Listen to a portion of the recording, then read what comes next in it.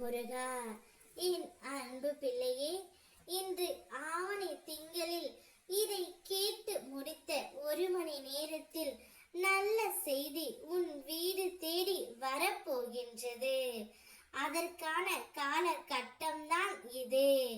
ஒரு பெண்ணின் வாழ்க்கையில் தாலி கட்டும் தருணம் என்பது உயர்ந்த புனிதமான தருணம். அந்த நேரத்தில் அவள் தலையை குனிவாள்.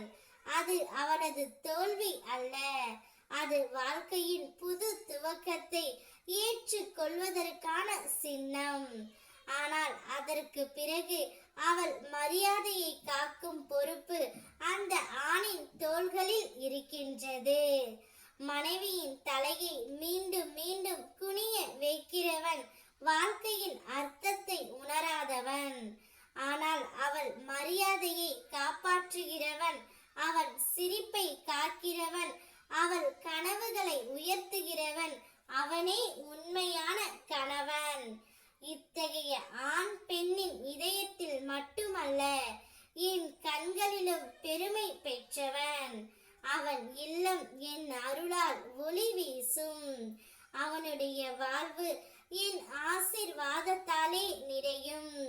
நிச்சயம் உனக்கு பண மழை பொழியும் நேரம்தான் இது. இந்த நேரத்தில் நீ என்ன விரும்பி கேட்டாலும் நான் உனக்கு கொடுக்க தயாராகி விடுவேன்.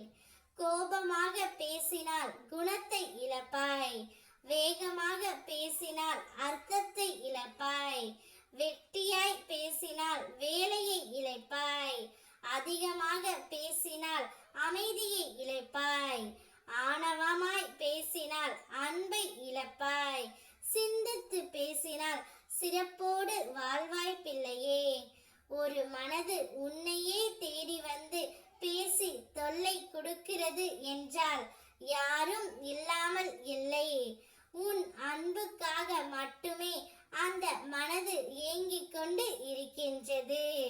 பிறகு நீயாக நினைத்தாலும் அது கிடைக்காமல் போய்விடும்.